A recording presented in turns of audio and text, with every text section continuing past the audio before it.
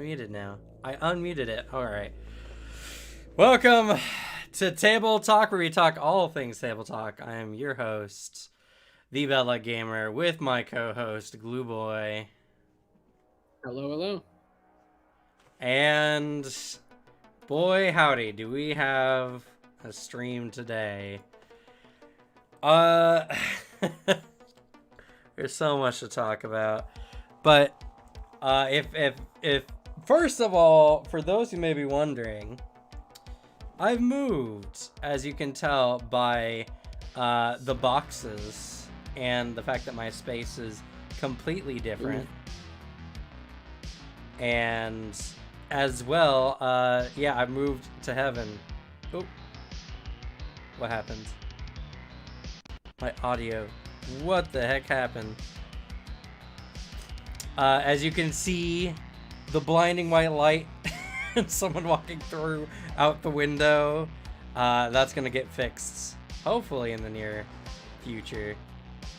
And everything, the lighting's all terrible, but we moved. It is a bigger space. In fact, I'm in my own office currently. As well, tomorrow I'll be releasing an official video of walk through the house, showing it off a little bit. It's not anything major. This is like, first of all, I'm a channel with less than 3,000 subs. It's not like a YouTuber house because I suddenly made it rich or nothing. It's our first house. You can see the wall behind me. It looks like metal sheeting for the outside of the house, because it is, because this like extension is built on a deck. It's very strange, but tomorrow walk through the house, plus I'm gonna go over everything that happens with the move. And it was the worst move I ever had, and I moved a lot, and it's unreal how much went wrong that shouldn't have. That was just completely bad luck, which, staying on brand, I guess. Oh god. But before we get into all that, how you doing, Alex? What's going on? If you're talking, we cannot hear you.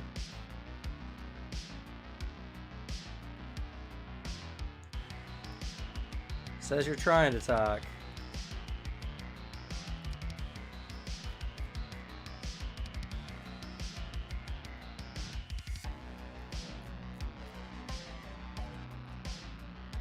Well, everything going wrong again. Cause currently, unless something happens, it might be on my end. How about now? No. It was on my end. Okay, good. Glad I don't need to alter anything. Because my Discord went fine.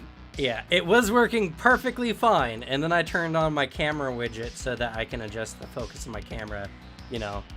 And for some reason, that decided to bogard my headphone audio for no reason. Classic, just audio sharing. Yeah, this week's been weird. Depending on how many people in these streams or VODs or whatever are also subbed to me. I've been on a bit of a break. I've desperately needed one. And so I've been on a nice, relaxing, like 2 weeks of doing nothing but playing Tears of the Kingdom and watching The Simpsons. And this has been so nice. Oh my god, I've needed this breather. But now I'm like on that end of a break where I'm like, oh shit, I gotta start creating again. Yeah. I got that itch to create. Also, fucking today and yesterday, a bunch of video game shit, like a bunch of reveals, dude. Oh my goodness. Yesterday, yes. Like the Spider-Man 2 reveal. Fucking, we're getting Metal Gear Solid 1, 2, and 3 ported, and a Snake Eater remaster. No Kojima involved. Sad, but finally those games are gonna be on modern consoles. And the best option isn't the PlayStation Vita anymore. Good lord, I can get rid of that then. Well, actually, you can get rid of that because that's you all have it. That's true. You have my veto. Yeah, and then a Warhammer game stream today with not a lot of amazing news. We're getting another orc vehicle game. We're getting an orc vehicle like combat game. And then did like Bolt Gun 2 come out recently, or? Yeah, that came out yesterday. Yeah. Or not just Bolt Gun, which is actually a sequel to Space Marine. Only in the aspect that it takes place on the same planet. And so they just sent down a single Space Marine to deal with it. It's great. You have a dedicated taunt button to yell about killing heretics. Nice. That's awesome. Yeah, and then we got Space Marine 2 on June 1st. The beta for Rogue Trader starts, so I can actually like play the fucking game in like the normal way. Because the alpha test, I've voiced that I don't like the alpha test, but yeah, finally I get to play Rogue Trader and like see what the game is, character creation, go through all that aspect. And other than that, it's like, actually, you know, here's the biggest news from the Warhammer Skulls thing. The absolute best. We're getting Warhammer 40k Power Wash Simulator DLC. Oh awesome. My god, I'm so happy. That was unironically the most hype reveal from that stream today. I love Power Wash Simulator. That game fucking rules. I'm super hyped. They finally talked about K-Suns today, or T-Suns today. Yeah, the rules reveal. That looks pretty nice. I'm very hyped. Hopefully T-Suns gets a little love, and it seems like they still get to keep a little bit of their, like, okay, what's coming out this turn kind of feel, which is what I always enjoyed. The scheming part of it is going to be cool. I really want to see what Magnus comes out with, and the Cabal Master. What is that unit called? I can't remember. There's the Infernal Master. It might be the Infernal Master. Yeah, that's the one who does like their own special like prayers essentially. Right. And yeah, I'm really excited to see what they get. They're a great unit. So like if they have anything from what they had before, I think it'd be cool. It's definitely, they're not going to have that tree anymore. I think it's going to be probably one or two of the abilities are just going to be on their stat block, much like Armin has. Yeah. Because Armin, two of those things are just spells. Same with the Cabal points. Those are just spells from the T-Suns book. Right. So, I'm hyped. I hope they finally make Magnus good. Because Magnus is... well, actually, the most dogshit Primarch right now is Gilman. But Magnus is just not good, sadly, because he's just the target when you have Tau railguns, Votan railgun. Like, just he gets shot off the board turn one every game. They mentioned that he can either be a buffer for your team, or he can do some major damage mitigation. That's pretty cool. So... He's either going to be like a strong solo Juggernaut unit, or he's going to be a backline or a buffer unit. So I like the idea of him being a in-your-face mortal wound output like Juggernaut more, because that's kind of what he does in the lore. Mm-hmm. He's fucking terrifying to fight. Because Magnus has full, complete control over his appearance, his strength, all of that. So, like, he will just make himself, like, 100 feet tall and just start swinging on you. And that was just during the Heresy. And then, just something to have him go toe-to-toe with Mortarion, who has, you know, 3 methods of not taking damage, and Angron, who kills whatever he touches, and then, based on how well you play the minigame, can just come back once you kill him. Yeah. That man will not die. And I do apologize if everything, like, starts shaking or whatever. So one thing about this new room I'm in is it's on a deck. It's not on foundation. It's on a deck. And some of the cinder blocks are starting to sink into the mud, and so the room is tilted slightly. Huh. Oh, like, The second you walk into this room, you realize it's tilted. But the longer you stay in this room, the easier it is to forget. And it's tilted to the point where things don't necessarily like roll off your table super easy, but anything that will fall in the way of the tilt. So, but we're on a deck, and it's also like, it's like barely hanging on to the side of the house. So anytime there's like movement, it'll just shake for a good while. So yeah, there's a lot of fun stuff. Fun stuff with this place. Oh, good. My hair's also a mess. Worrying. But... Yeah. Well, we're gonna hopefully get that worked on. But my hair is also a mess. So it does not look great today. That's because literally I took a shower and I started hanging up drapes, all of them. Yeah. And every window besides the window on the other side of the wall, which is currently causing this godlike glare for some reason, even though it's not that dark in that side of the house, or that not that bright in that side of the house. That's house on the other side of those windows. But yeah, we have windows. It's fucking blinding. Yeah. You know what? I'm gonna test something real quick. I'll be right back. Oh boy.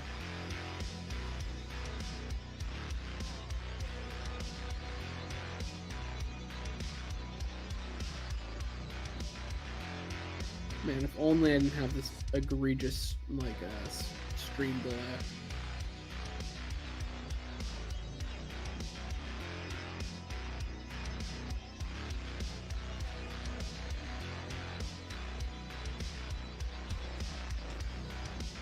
Nope, that changed absolutely nothing. Cool.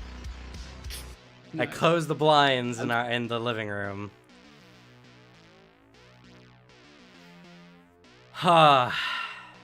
I don't know. The room is not that bright in there. Like, it's not even bright at all. I don't know what's going on. Cameras are weird. The fun of lighting. Actually, you know what's so strange, actually? It's when I put that green screen, which I'm going to have a green screen. Let's see, which way? That's not the way. I'm going to put that green screen up so I have something better in the background. But the second I put that up to stop the blinding light from the one window, all the other windows went bright. Is this a thing? Here, 1 second.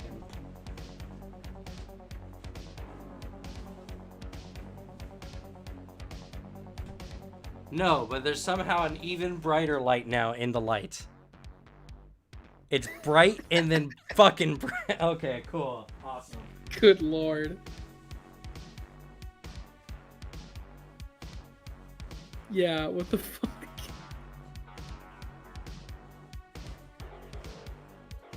Yeah, with what that room looks like, that's gonna be a fun green screen to light and, like, balance out.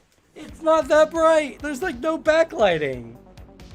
I mean, it's gonna be window. based on the camera is the problem. Is like, because the camera's definitely picking up more light than it. Well, then I guess all you have to do is, if you can do it, just, you know, close the ISO a little bit. Like, right. That's all you got to do. But that's gonna be a fun thing to deal with. I love green screen fiddling. Just every time you do something, it's slightly different.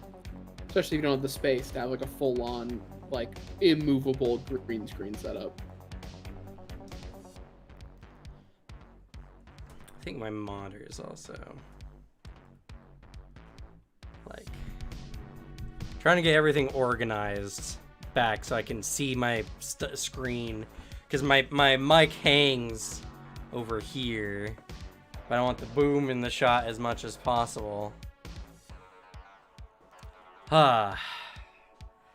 But yeah, and you know what's funny? We missed last week.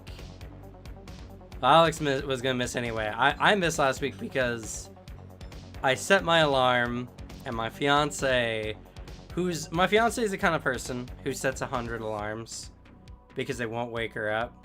But the problem is, it's not because they won't wake her up. they don't keep her up. And she's Yeah, developed a yeah, reflex to turn an alarm off in a second flat and then go back to sleep immediately and not remember doing it. So I'm pretty sure what happened was I had my alarms and she just turned them off before I woke up. That is, I mean, yeah, actually, because that was me in high school when I had my worst sleeping schedule. I would wake up, it's just like my alarm didn't go off. It's because I turned it off, like, and then fell back asleep to the point where my brain didn't process I was still awake. Like, so I have no memory of that. You know, it's also funny because my girlfriend has that same reflex, but like not turning it off. They'll stay up, but like their alarm goes off, and then in a split second they've already turned it off. Yeah. It's terrifying each time they do that. Yeah. Normally, I'm a pretty light sleeper and I'll wake up. But I just must not have. Because I didn't hear it and I woke up and it was 7 p.m. and I was like, 3 hours late for stream, I see. Oh well. Yeah. I found the one thing that will force me awake is in my room I have smart lights hooked up to a Google Dot. A Google Dot that YouTube sent me for free because I've been part of YouTube Premium for a while. But I have it set so my lights will turn on bright as fuck when I need to get up for work. So like, because the one thing that gets me, like sound and whatever, I can sleep through that. Any change in light will like immediately wake me up. I cannot sleep if there's any light. So that's the only method. It's just my lights will just bask me in the light of God each morning at 8 a.m. Yeah, actually, that's one of the reasons why we need to get these drapes up quickly, because my fiance also works at night, so, you know. Yeah. We also just live in a very bright area. There's just... It seems bright. Every window in this place... Yeah, it seems bright, doesn't it? It does seem like we just live on the precipice of God's doorstep with how bright that light is.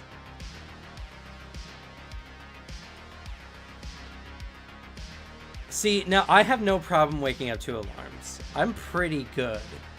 I'm very solid. But my fiance turning my alarm off, which I've seen her do. See, I know it was her because I've woken up to my alarm right as she goes and turns it off. I've several times I'm like, I'm glad I woke up because she just turned my alarm off and went back to sleep. And it's impressive. It's impressive how I don't even think she actually wakes up. I just think like a part of her brain activates to turn the alarm off. That's it, like an emergency protocol. Yeah, I mean, I've done that, just that exact maneuver so many times when I'm like running on. If I get less than like 6 hours of sleep, I will do that. And it's just you wake up and it's like, oh, I turned it on off my sleep, and it's like I set my phone on the other like side of the room. Doesn't matter. Did I get up, turn off, fall back into bed, asleep? Nothing happened. Yeah. It's okay. Now I have my own side of the bed because the bed used to be right up against the wall, and so we shared a single nightstand. And now I have my own side of the bed, so I can actually get up without crawling over her. And now my phone is relatively safe. The hope is her crawling over me to turn my alarm off will wake me up. So one way or another, I will wake up.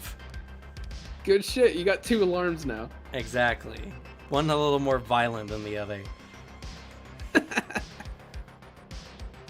But, oh goodness. Alright, so let's talk about the move. Y'all are gonna get... Yes, please. You're gonna get... All 7 of you are gonna get, the before the pre-release version of the story. Right. So we rented a U-Haul that's 15 feet. Pretty good sized truck overall. And That's it was the good. same we got when we first moved over. So we're like, okay, this works. So we got it. I picked it up the day before we actually left. But it was like a 2-day move process. So I picked it up the first day, drove it to our apartment, backed it up and parked it. Or no, first actually, we had to drive to some storage that my fiance's parents have to pick up a couch. That couch is super comfy, by the way, so very hyped. It's also a hide-a-bed for when everyone comes over this July. Good shit. We got 2 actually, so it's gonna be really good. Hey. So we go pick up the couch, bring it over, and then we start packing on Saturday. And we fill up about 3/4 of the truck before sleeping that night. And we're getting up early, like 7 a.m. I was actually up at like midnight. I went to bed at like 5 p.m. because I had been up for so long at that point. Nearly 24 hours, I think. Because I sometimes I'll sleep with my fiance and she has night shifts. So I woke up at 8 p.m. and I was up until 5 p.m. the next day. So I was tired. Packed a good amount, cleaned a bit. Okay, we're looking good. I'm sitting here like, all right, cool. We might make the early ferry today or tomorrow. I wake up at about like midnight and I start getting some things ready. Don't want to pack or do too much because it's the middle of the night, but just kind of get stuff sorted. And then like 7 a.m. hits around. I'm like, all right, cool. Today's the day. We turn our computer off. We take and we're gonna get the furniture. My fiance had some friends come to help pack, and it's like good delegation of work. They got there about a little after 8, and we packed until about 10:30, so 2.5 hours of packing. The truck barely held like most of our stuff. We had to take some of the stuff in my car, which was mostly the computers, because we wanted to make sure that they weren't in the back of a U-Haul where everything could fly around at a moment's notice. I mean, best case, even if you could fit them in there, yeah, put them in a place where they're most likely going to be secured. Yeah. My fiance's friends take some stuff, and we still have stuff there. This is the first part of the bad luck.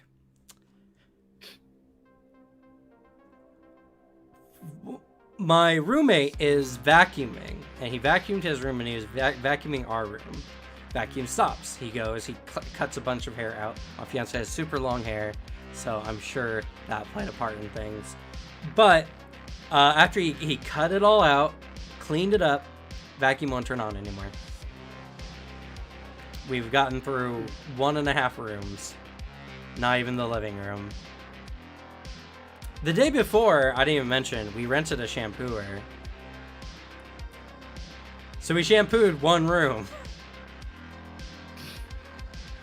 So we rented a $30 shampooer to do one room. And we gotta do it again this next weekend. And I have another vacuum to hopefully finish cleaning that place up, if that accursed apartment doesn't kill another vacuum. I hope not. So it was at that point I was like, okay, we could continue trying to shove absolutely everything into the truck, or we could just take what we got, hit the 11:45 or the 11:15 ferry, and head up. We gotta come back anyway. Might as well just go get our shit moved. So everyone readies up. I'm driving the U-Haul. My fiance and my roommate are in our car.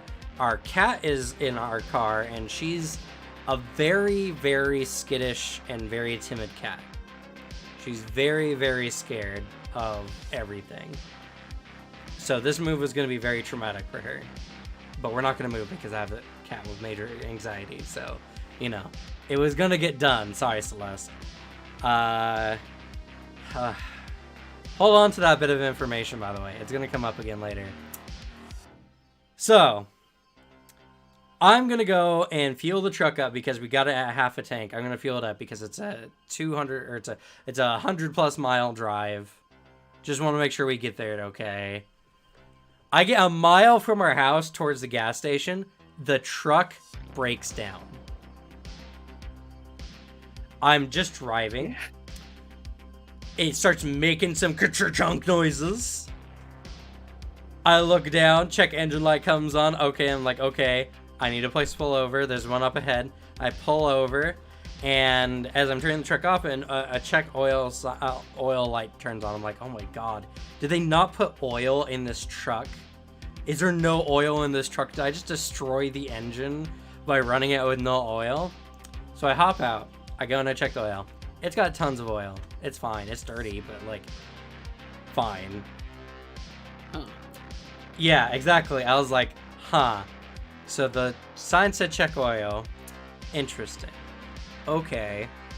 So I call everyone, let them know, don't get on the ferry. Don't get on. I'm not going to be on that ferry.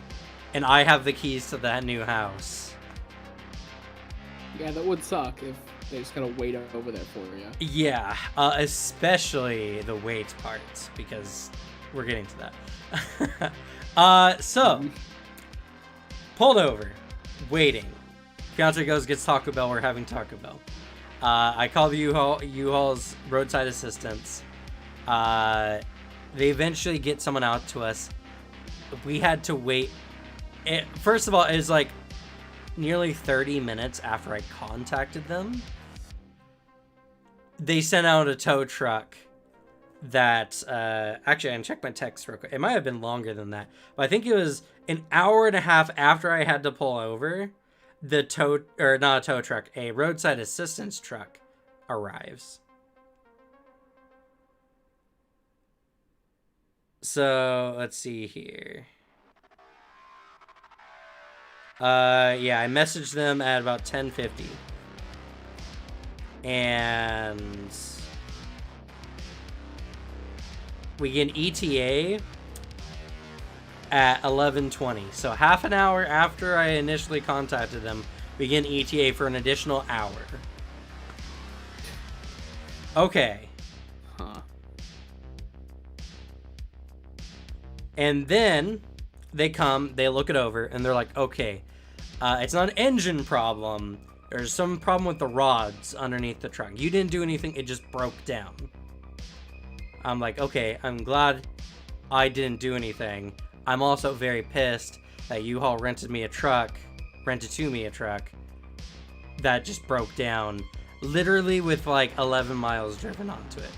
I'm glad I didn't make it onto the ferry, and then it broke down. That would be awful for just like all those angry commuters too. Like yeah, because on one hand, like, good shit that it is objectively not your fault, so you didn't have to fucking pay for the damage to a car that was already gonna break down. And also, on the other hand, stupid as shit that they don't just, give those things some good lookovers and be like, yeah, those rods, those are gonna wear out. Let's deal with that before they, send it to another person. Right. So, hour and a half waiting to get roadside assistance. They tell me that the truck was just broke. There's nothing we did. We didn't overstock it, or we didn't do anything like that. It just a rod broke is what they said. Okay. So they say, all right, they're gonna probably either tow this truck to like another place, and we're gonna pack it into another truck, or they're gonna just tow it. Where are you going? And I'm like, oh, we're going all the way to Blaine, which is like 300 miles from where we're currently at.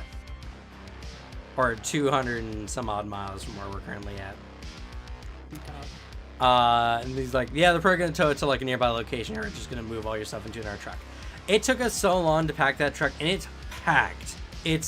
You open the door, and you just see stuff. You can't see the stuff behind it. We packed that shit tight. So I'm like, okay, whatever. They leave. I wait half an hour before I message being like, hey, the guys left. Can we get some kind of update on what's going on? Because we're sitting there for half an hour after the roadside came, which was already like 2 hours into the truck being broken, right? And they're like, oh, we handed your file off to someone else. I was like, okay. Thank you. I wait longer. So I messaged them at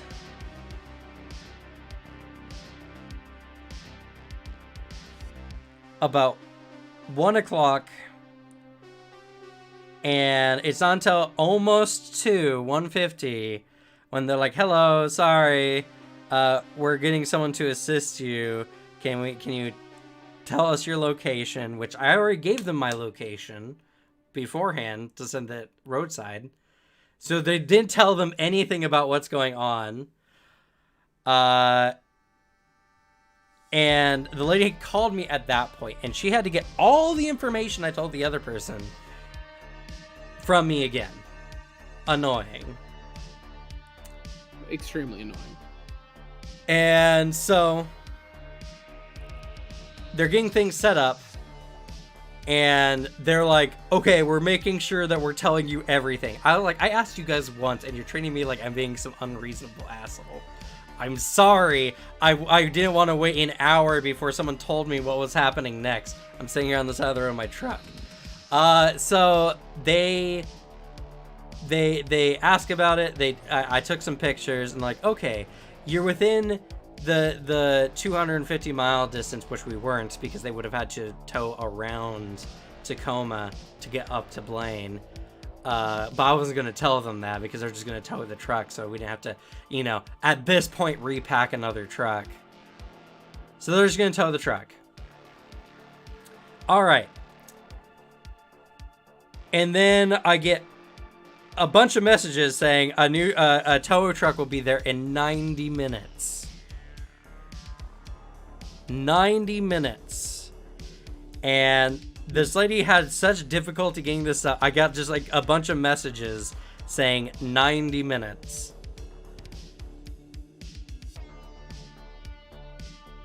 I have a feeling you were there for longer than 90 minutes. Yes. At this point, so after all that, I'm like, okay, what happens after we get the truck towed? Because the truck can't run, we can't take it anywhere. They're like, we'll tow it after you're done. I was like, okay. And so let's see. And then I got two additional people asking me questions through the same line, mind you, so I don't know what's going on. I asked what happens. Assuming the initial lady told me, and then a minute later, someone else tells me, okay, once you unload it, you can take all the equipment off. I get halfway through a message, and then another message sends saying, once that we confirm that the truck is empty, we'll dispatch a tow truck. I'm like, so three different people, I'm assuming, responded to my one message, because it wasn't the same message 3 times. I didn't ask multiple times. I said, okay, and then sounds, and then I finally got to finish what I was saying. I said, okay, sounds good. 90 minutes goes by. They asked me a question. So the last time I talked to them was at 3 o'clock. They sent me a message. You want to know at what time? 6:38 p.m. What the fuck? Has the truck arrived yet? Not yet. Okay, we'll check back in 30 minutes. So this truck broke down at 10:50 a.m. It is now 6:40 p.m. 8 hours. 8 hours after the truck broke down, and the tow truck has not gotten there yet. And you were right, it wasn't 90 minutes. It was 3 hours. What the fuck? And then I ask for a refund. They say, okay, we'll transfer you to our agent to talk about that. They never did. I then sent a message an hour after I asked for a refund at 8:39 p.m. that our truck has arrived. So 10 hours almost after our truck broke down, the tow truck finally got there. Good lord.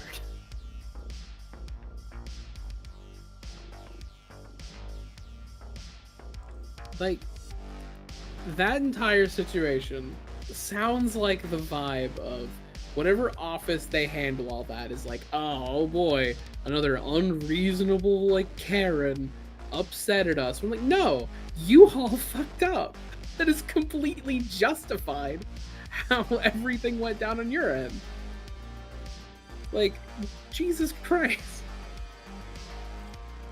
So, tow truck arrives. We drive ahead to the house. We get there 10 o'clock at night. Tow truck arrives like 40 minutes after we do because they had to drive around. They didn't take the ferry. We bust our asses and unload that truck in an hour and 45 minutes, give or take. Well, we live in like kind of like a retirement area too. It's like a lot of people. Oh wait, actually, oh fuck. I totally didn't even mention the other part. Okay, so we're driving there. The bad luck didn't stop. We're driving there. Okay, we're getting on the ferry, and my cat is got lots of anxiety. She doesn't like when new things happen. Everything new is happening. So she gets out of her box and she comes over. She finds some protection and solace in me, and she goes and she hides by my feet because it's like a nice little dark spot. And it's like, okay. I watch after her, you know. And we finally get into Seattle. Suddenly, like a bunch of lights shining down above us. Her spot no longer dark. She looks at me with wide eyes, and she pees herself. And then she crawls up my lap, over my shoulder, over my fiance's work backpack, and finally perches in the back of the car. I just got paintbrush pee smeared by my cat. Ugh. And we just got to Seattle. And that's the short part of the journey. We still have 2 hours from Seattle to get to our house.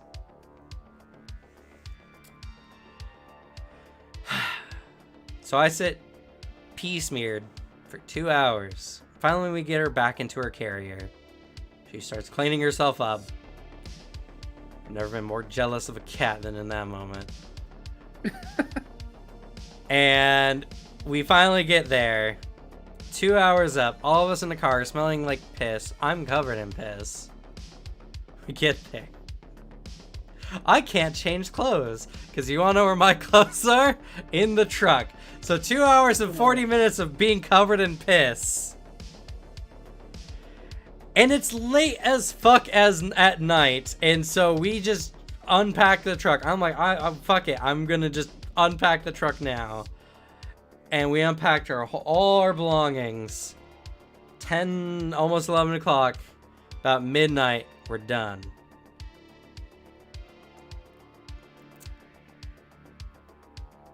And I'm like, okay. I'm gonna take a shower and just go to bed. Fair. So we do so.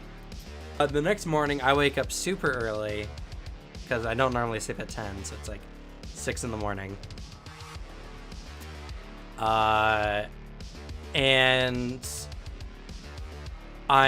we're like, I didn't realize until after we moved that this house does not have a cable jack for internet. Right? Oh. So I'm like, fuck, alright, I need to actually schedule someone to come and install internet at our house.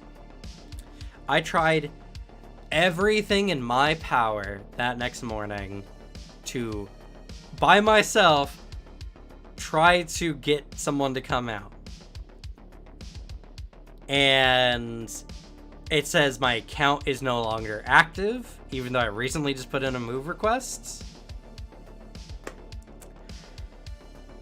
And I get on with a chat assistant, someone, you know, and they're trying to help me, and they can't do anything. I wait like they send me a message every like 5-10 minutes, and nothing gets done for an hour, and I'm just pissed off that I can't get into my account. I can't have the person on the phone help me. I'm about to have a meltdown because it's like internet's super important. Need to get this fixed. It's finally daylight hours. It's finally open office hours. I'm like, fuck it. I'm gonna go into town and talk to someone and get this figured out. Yeah, just face to face where they can't avoid you. Or they usually when I go into places I get helped, and this is no different situation. But when we get there, there's a huge line of people, and we're told 45 minutes before someone will help us.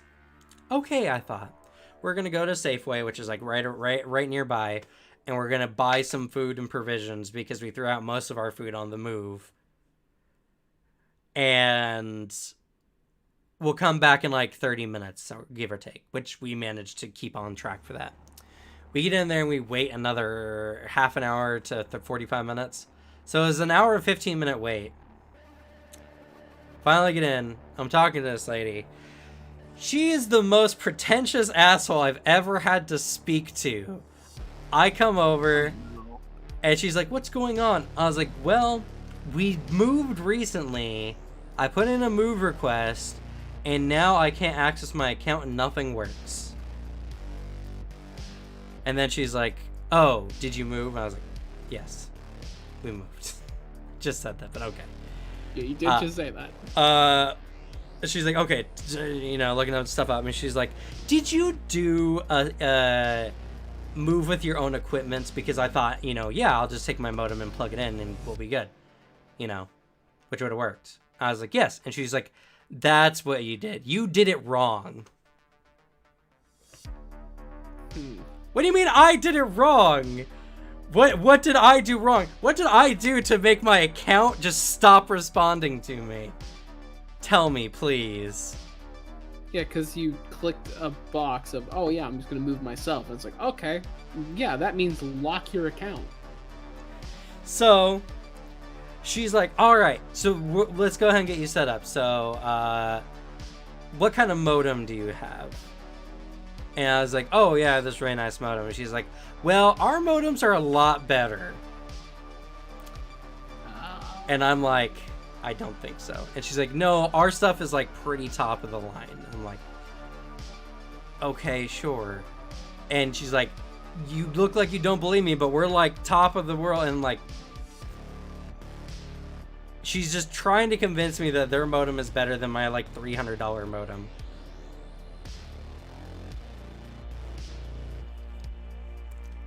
And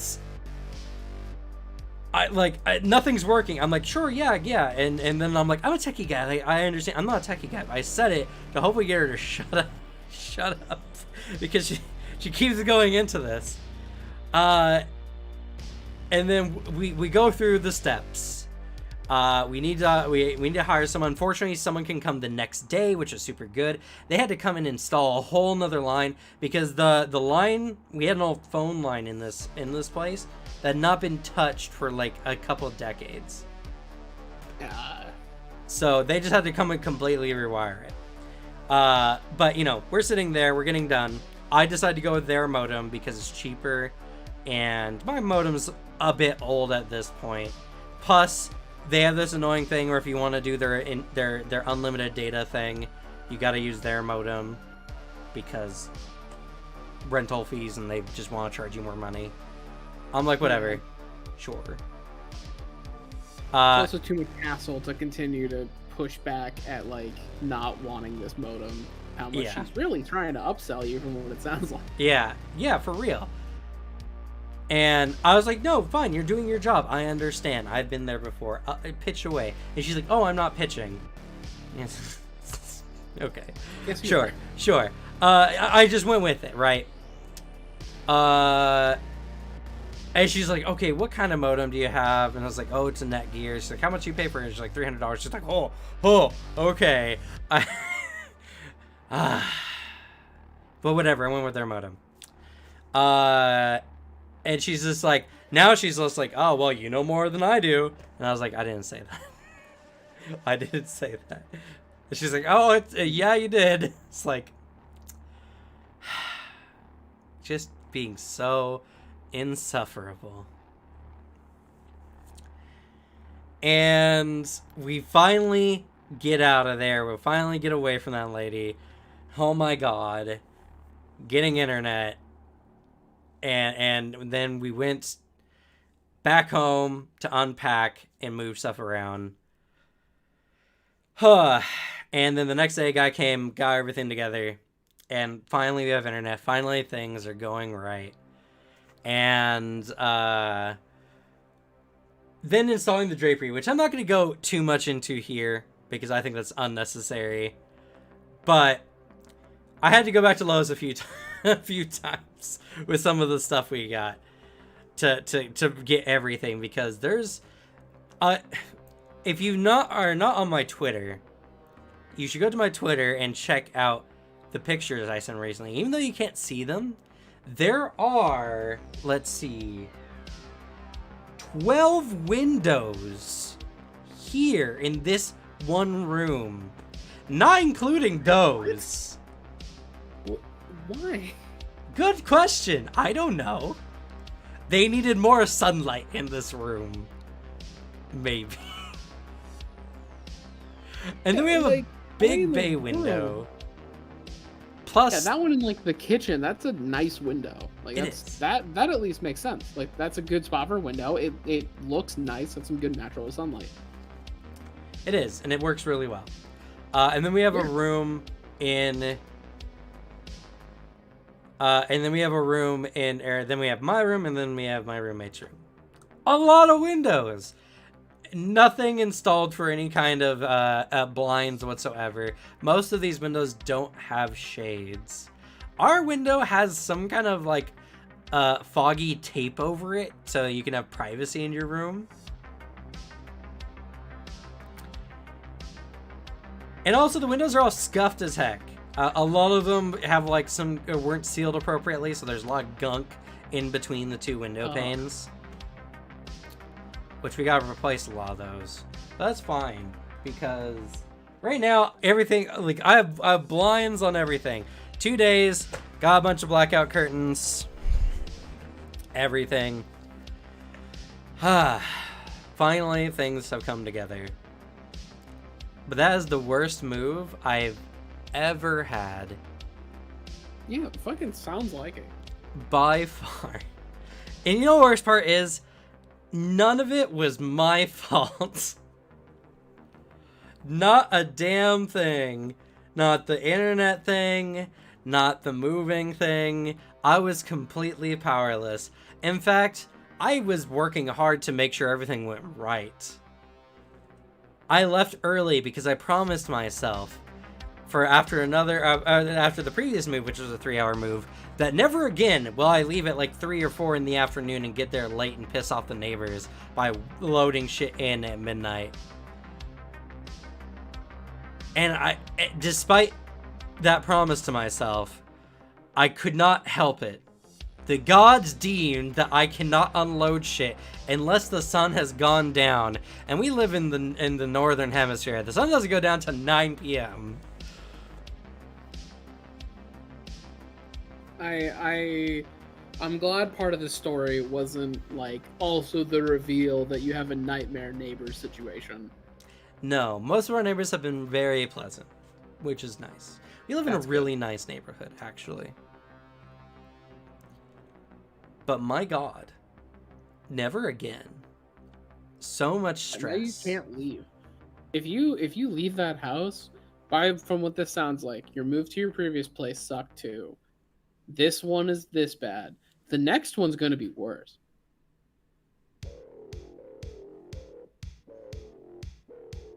Is it noisy? I don't think it's been noisy. Oh, nosy. I mean, if they're Well, like an old like retirement community, that makes sense. That's what old people do. but yeah, we're gonna be here for a while. It's our first house. So my mother got this property, and okay, let's go into how we got this property, okay? Because there's a story behind that too. So my dad, before he passed recently, was a huge conspiracy Trumper nut.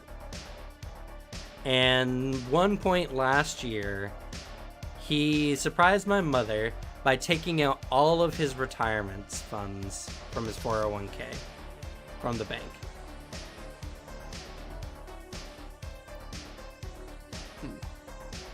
For those who are unaware, it's like 400 and some odd $1,000.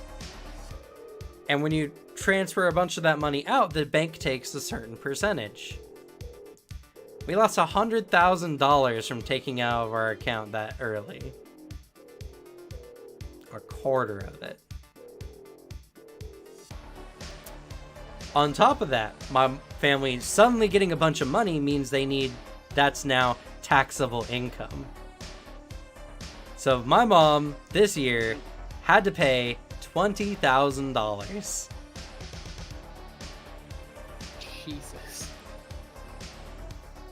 So my dad, the wonderful man that he was, took all the money out, lost a good chunk of it, and then was looking to do something with it. My mom, not wanting him to invest in Apollo coin or any other NFT, which he was also talking about doing, my mom decided to get a property.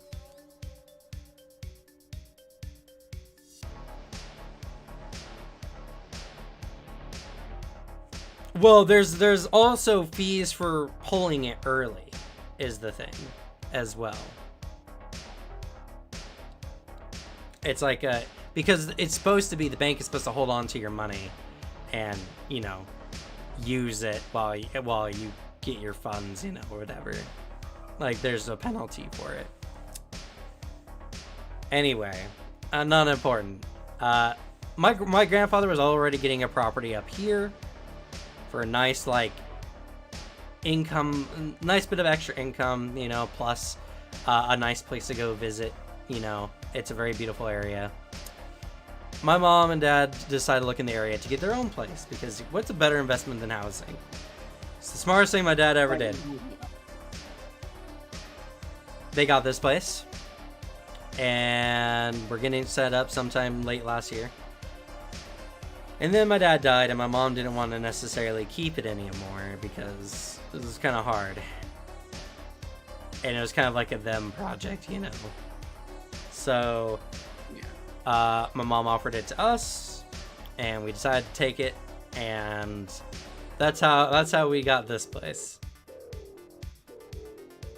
And now we can pay back my mom and rent until we eventually own it. And they got this property for it's like $223,000 or something like that. Which, if you're in housing, that's really cheap. That is very cheap. I have a family in real estate. That is a pretty nice price. Considering average prices in housing in Washington's like 405 or 500, somewhere in that range. Yeah, exactly. A steal. And so we're gonna pay rent on it, and we're eventually we're gonna eventually rent to own and own this place, and then I'm gonna bulldoze this place down eventually when we can get a loan for about $200,000. And I'm gonna build a 2-story house here, and when I do so, normal house with a normal amount of windows. Right, yeah, true, and not leaning slightly or sinking in the mud. Yeah. And then when we do that, if I put like 200,000, say I go upper end 200,000 building a new house or whatever, this property will easily be 500, 600K. Because it's like not a bad amount of acreage. It's like a half acre, something like that. My parents bought the property for the acreage itself. Like, house not included. If we build a house here that's decent and good to live in, we could sell this place for like a 100, 200K profit. Yeah. But we are area around is nice too. 1 block from the beach. That does it. Yeah. And we're also in a nice area. It's not quite Blaine proper. We're like 20-ish minutes from Bellingham or whatever, which is a super huge area. I guarantee the property prices are going to start increasing here more and more as the Bellingham, Bellows Fair area kind of grow more and more. So, a $200 or $200,000 investment, we're gonna get a return.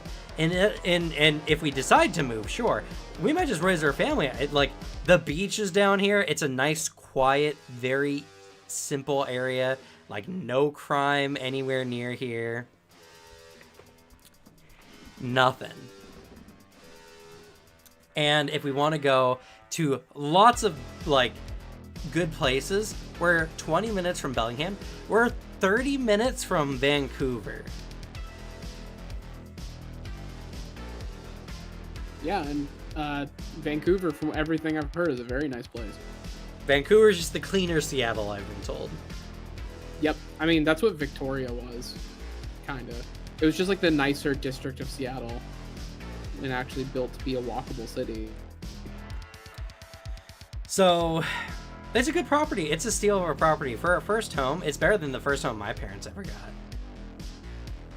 So, I'm happy. Despite sitting in piss for 3 hours and every bit of trouble that came with actually moving here, I'm happy. Little bit of piss for a good house, good neighborhood, and possible good chunk of change in the future. Exactly. And now I'm learning to be a homeowner. I've never been a handyman in my life, ever. Never needed to. Always lived in apartments. You can't fix anything in an apartment. So, you know, now I'm here, and now I'm installing everything, and now I'm realizing how hard it is to actually do everything by yourself. Yeah. I mean, yeah, you can't do it in an apartment. You have to call somebody so they can fix the problem in a few weeks. A few weeks? We had 4, I think, overall trouble tickets at our prior apartment. Each one took about a year to get responded to. Jesus. The shortest one was about a little over a month because they were like, all right, we're doing this big changeover thing. It's no longer pay-as-you-go leases. You gotta sign up with the lease, and we're gonna make sure you have new smoke alarms, whatever. So they come in, check our smoke alarms, leave. A month later, they didn't replace them, but they were supposed to. They give us paperwork saying, hey, so just sign here saying that you have new smoke alarms and they work. And I was like, no, I can't. You guys said you were going to replace them and you haven't yet. That was the fastest they ever came back to replace our smoke alarms and added CO2 alarms. But our food, or the garbage disposal in our sink was broken for a year. Yeah, I remember that. God, yeah. It's like, well, can't put anything or can't wash dishes for that long because otherwise the sink is going to overfill. So we asked them several times. The catch underneath our oven, you know, the burners in our oven broke. Like, is old, and it just like fell through, right into the the oven below. So we had burners we couldn't use, and we told them like a year ago. They never replaced it. That's annoying. Yeah, hearing all this, I'm worried I might have siphoned some of your good luck away with my single housing crisis that got handled incredibly well, actually. The quickest I've ever had anything handled. Where on Tuesday of last week, well, I guess it was Monday night, our AC just stopped working. And it's getting to be like, 80, 90 degrees every day where I'm at. And it's like, uh-oh, we can't survive without AC. I can't either. I get incredibly fucking crabby if I'm warm. I can't handle it. I cannot handle being warm. So I get it figured out. I get it all like, I'm trying to fix it myself because I am Mr. Handyman. My first reaction, I'll do fucking myself. I'll fix it. I don't want to spend money. I'll do it myself. Eventually it doesn't pan out. And we get on the horn with a local AC repair guy. And they're like, all right, we'll be out there in like a few days. Yeah, I was pissy that day, actually. My roommates could attest. I was a bit annoyed in general. And then Tuesday hits, like the next day at night, I have to sleep with a house that's like 80 degrees. Was very upset. I don't know how you did it for that long, Cam. And then for lack of other options, there was no choices. Exactly. There was no choice. And I get a phone call, which Tuesday already sucked. It's not anything I'm gonna get into at all. But not a good day. And then I get with a little small bright spot. I get a phone call at work from the AC repair company where it's some lady. It's like, hey, you Alex? I'm like, yeah, that's me. It's like, okay, so the person we had today canceled their appointment on us. So is there anyone at your house right now? Because we can just send a guy over in like 10 minutes. I was like, what? Yeah, my roommates is there. I'm at work. And so I just get it handled. So then right when I get back from work, it's a nice cold house I'm returned to. It's perfect. Just dealt with, and I didn't have to do anything. So I stole some of your good luck, and I apologize for that. I never had good luck in the first place. Well, okay, that's not true, right? Despite everything that's happened, it's always a mixed bag. It's never like 100% bad. There's always some good. Like, for instance, we got our internet guy to come out like tomorrow rather than 2 weeks, and that's like a full like, it's a big thing. Someone had to come and like fully install all the wires. Yeah, fortunately, that allowed me to get the cable installed in this room rather than like in the bedroom that had the wires before. So that's a fantastic point. Yeah. Did you start noticing your bad luck hit around the year 2000? No, 1991 when I was born. Okay, that shoots that theory that my birth is what caused the downfall. There's a reason why I've called myself the bad luck gamer. That's fair. And besides, I wasn't born with good luck either. I was born Mormon. That's fair. That's fair. Yeah, if anyone needs pity, it's you. I'll take it. Yeah, it's just a thing in our family. It's the Ray luck. I mean, my dad's side of the family all died in 10 years. Oh, goddamn. Yeah, my Uncle Doug died in 2013, and then I think my Uncle Rick died same year, actually. Same year or a year after, I don't remember. Then my grandfather died 2016. My grandmother recently died in 2019, 2020. No. It's after COVID. 2021, I think. And my uncle died. My uncle Rick died. Not Rick. Terry. My Uncle Terry died same year. And then my dad died this year.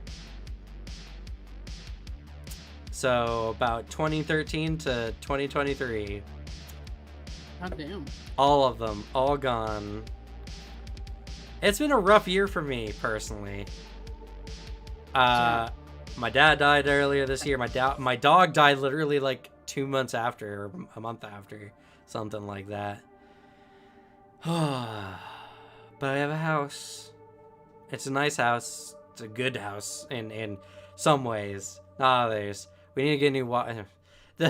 I'm not gonna get into it. The list of things that need to be fixed here are immense. But it's a nice place, at the very least. And it's a place to live. It's a house. In our generation, that's as good as gold. Literally, getting a house, unless the entire market fucking explodes soon, it's just probably not going to be a thing for most of us. Yeah. Unless you have family who's well off. Yeah.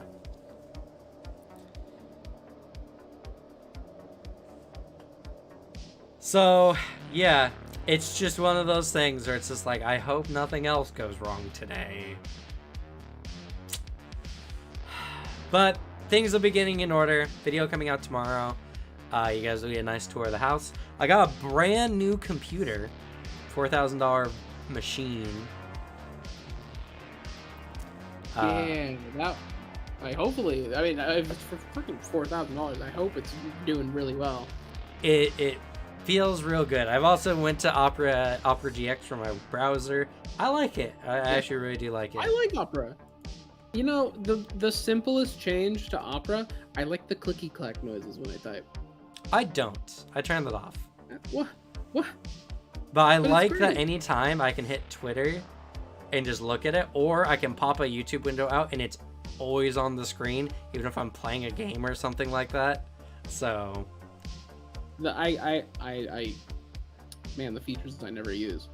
The most I use it for, I do like that it actually has pretty decent RAM allocation from what I've seen. Like, I can have something playing while playing a game in another tab, and it hasn't impacted my games as much as Chrome did. But that's my first problem. I'm using Chrome. You know, actually, what could bridge that gap, Cam? Something that could really improve your experience with Opera GX. All you need to get is the mod for, instead of the clicky clack type noises, just get the metal pipe falling sound. yeah, every time. Have you seen that? No. I did download that mod, like, when it popped out, and it is deafeningly loud. It is. Because I love the metal pipe falling noise is my kryptonite. I think that is fucking hysterical for some reason. I'm not surprised it's just with all you. layered over each other when I was trying to type up my script. I forgot more about like that happened actually. Ooh. So I had two monitors I used with my computer, right? They're good monitors. I don't know where the power source is to one of them. Huh. And the other one's missing its stand that it needs to sit upright. Interesting. So we had to go get another monitor. Oh god, and now I'm a one monitor pleb until I can find Ew. the stand or the power source, and I hope I didn't throw it out because I threw out a bunch of tech stuff, which was very hard. That's always a crapshoot. Well, I mean, it was all in a cupboard that we never touched for years. Yeah. Or at least I hope so, because if that cord doesn't show up somewhere, I just bricked essentially a monitor for no reason. Yeah. Unless you can find secondhand just that cable, which sometimes you can find. So we got one. And the thing is, my fiance is taking my old tower, which like had some problems, which is why I had to swap it up. It's just an old machine too, but it's a big improvement from her laptop. So yeah. When I get those other monitors in course, she can have this brand new one for herself. So yeah, I actually planned something similar with my my girlfriend. when I eventually upgrade my PC and get something like just top of the line new, they're getting my current one because all they want to do is play World of Warcraft, which doesn't need a nice PC. Fair. You just need a mid range. Shit, I thought of something and then I lost it. Oh yeah, no, the AG Silver Radio. Yeah, you can turn off the noises for Opera GX. I don't see why you would. I like that. I like the noises of typing. I turned them feedback.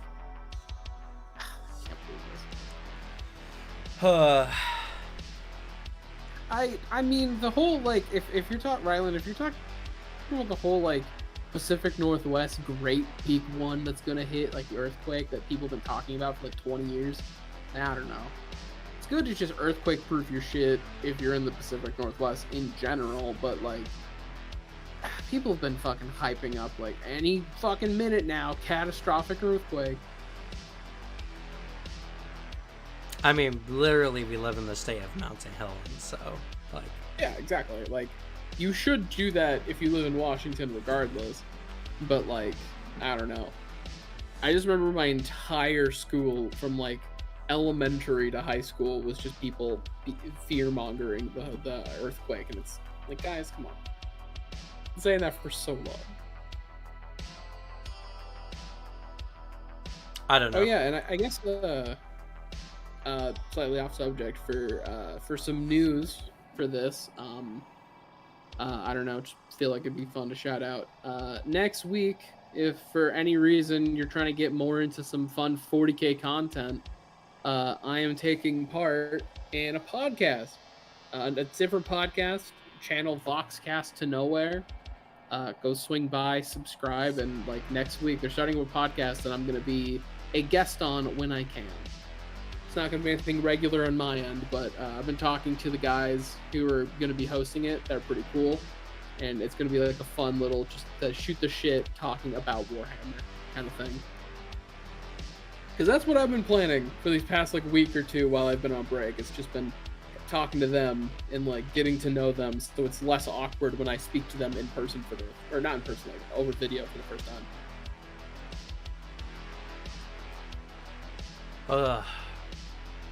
Gosh, this move. Speaking on new stuff, this move, man. I've missed literally 2 videos, right?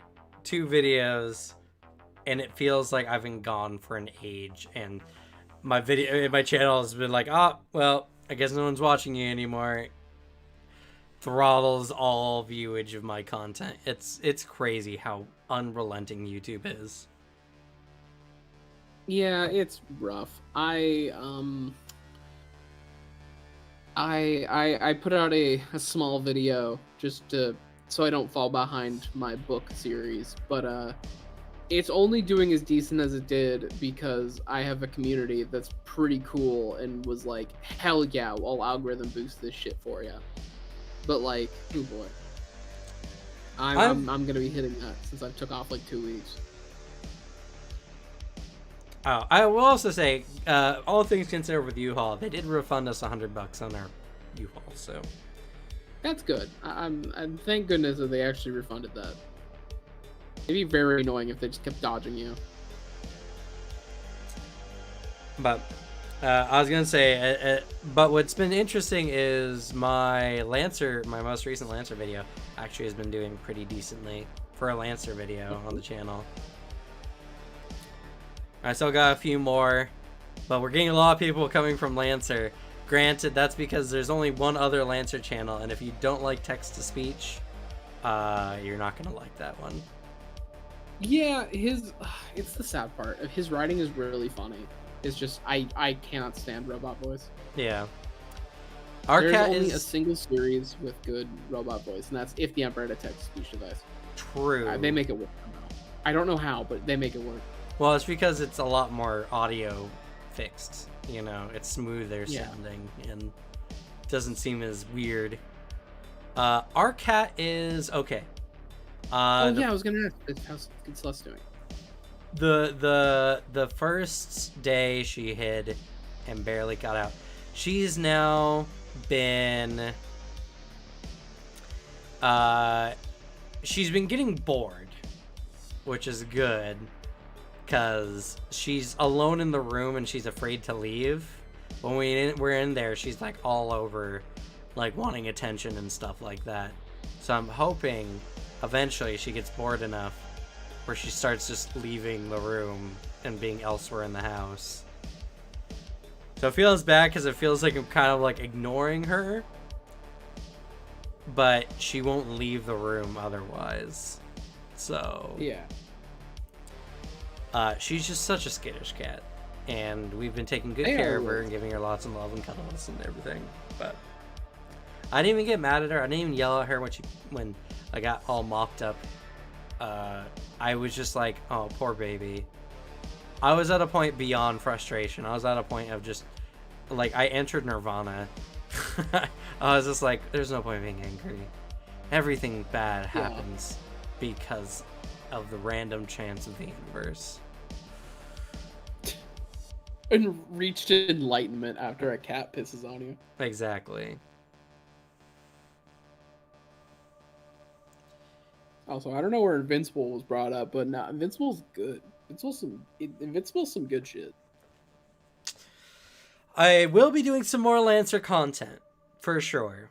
I'll be adding up some Lancer videos, and hey, if they start doing even, if they keep doing better, I might even do like mech reviews or something like that on the channel. I want to be too outside of what the channel already kind of does. Just extend it to a different tabletop game. Yeah, Why pretty this much. mech is awesome or whatever. Yeah, why this mech is awesome. If it keeps getting up, because if more and more people from the Lancer community, like, if I could just get the Lancer community as well, why not, Starved for content as they are, I'm sure having someone else to watch who doesn't do text-to-speech would probably be a sweet relief. Nothing against Dragon Kid, like the content, but definitely I can understand why people would be thrown off by the voice. I can watch Dragon Kid in small doses, or like a video or two every once in a while, because like it's objectively funny. Like he's really funny. Right. It's just it doesn't hit if it's not a person's voice. Speaking of objectively funny as well, a while back, Alex and I were talking about like content, because my Pathfinder content is just kind of at a place right now where it all just does generally the same, and the channel's not necessarily growing. Granted, we're also in a period right now of Pathfinder like stagnation, where no channel currently is doing super well in the Pathfinder space as far as growth is concerned. Like, you could argue that No Nats or the Rules Layer are doing fine, because Rules Layer is at 27k, No Nats is at 47 now, I want to say. Maybe back to 48. I'll double check.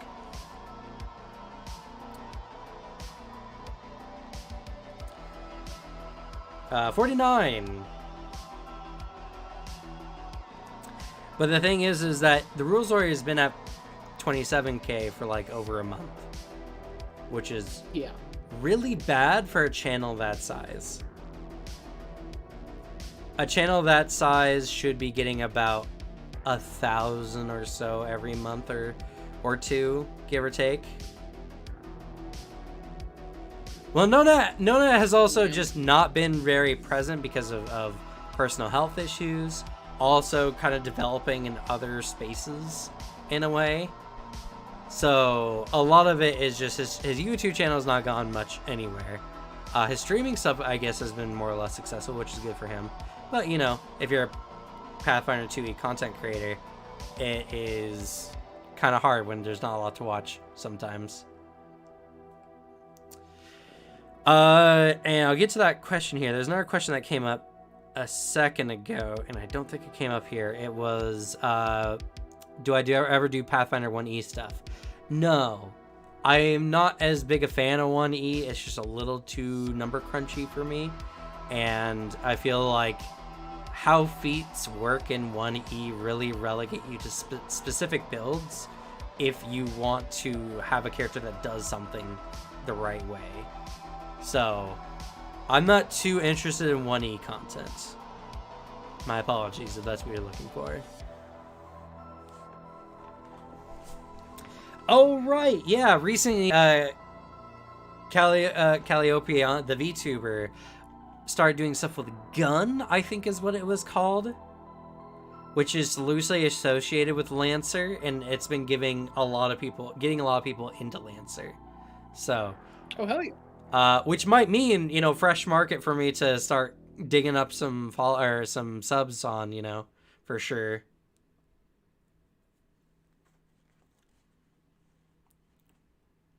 I mean, 1E is relevant is people who like it. If you love 1E, then of course 1E is going to be relevant to you, especially since 2E is just not the same game. You can't game the system the same way as you could in 1E, which some people enjoy that aspect of it. So for them, Yeah, understandable. I can appreciate the fact that people enjoy 1E still and would like to see 1E content. I've played with a good chunk of people who, like, I've just played tabletop games with people who I think would be giant 1E fans, because, they tried to do that to 5E, which is incredibly hard to do, because 5E just doesn't give you things to do. So little. And, like, that's the perfect game for them, because it seems like that is the style of game, is you just try to create something ridiculous with, like, all of the fucking things it gives you, with how absurdly long like those character sheets can get. But yeah, no new stuff coming out, but I mean, as long as people are still playing it, yeah. It's like Pathfinder 1E will only die when people stop talking about it. True. And there's still tons of homebrew content still being made for it, so yeah. And I imagine with how long Pathfinder's been around too, like I imagine a lot of those people are very like proficient in making that home. But I'm also right now, especially, it's hard. Yeah, and like I totally understand that. The only advice I can really give about 1E stuff is look up builds. It's a game that I would say, like Pathfinder 2nd Edition, you can get away with not really looking into builds too much. You still have a good time really without it. But 1E, if you want to do something well, you definitely want to look a build up for it. And there's tons online, just not video content wise. Have I considered... Well, okay, actually, I want to go back to the one that was asked earlier. Not every... it's probably a YouTube comment, which is not being on my multi-stream setup here. What was it? Oh, goodness, I want to say it was Rylan who asked the question earlier. So Rylan, if you remember your question earlier, please remind me. Have I considered making Starfinder content? No. But I'm open to the idea of it. I think Starfinder is definitely a cleaner system overall than 1E. And I can definitely see why people really enjoy it. I like some of the stuff in it as well. But I want to cover bases as best as I can. And so since Pathfinder 2E is the largest part of the base as well as, interest, I can cover that with other games in addition, like Lancer, for instance. So if I ever get to a production team point where I can have a bunch of people on to do stuff, I would be more than happy to cover Starfinder in tandem with Pathfinder. Yeah, I don't know. If Starfinder is similar, I mean, it's similar to Pathfinder 1E. Like, I really didn't mesh with Starfinder. I imagine there's some dope shit in there. Like, objectively, some really cool stuff. In motion, it felt really weird to play.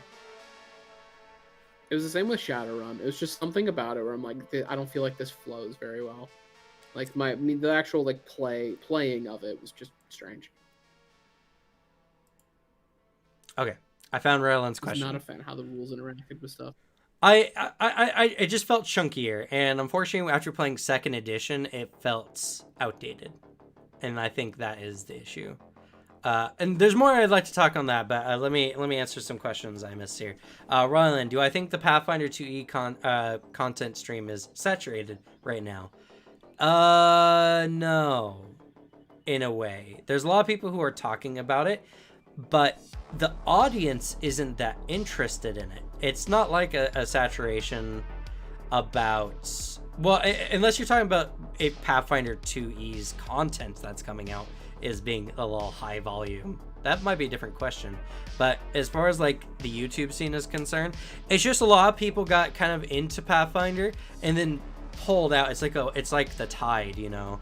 Like a lot of people came in because of the nonsense with OGL and then kind of pulled out after things settled down a bit more. But things are changing. More people are asking about Pathfinder. A lot of people are trying Pathfinder for the new time. So it's just kind of like there's a big surge of interest, but it's now coming in much slower and much like evenly paced. So I don't think there's too many like content creators making content on it. It's just that the audience is growing slowly now. A lot of people saw what was going on and got like a little bit of interest, but now it's just more funneling kind of stuff. I said the same thing like 3 times, but yeah.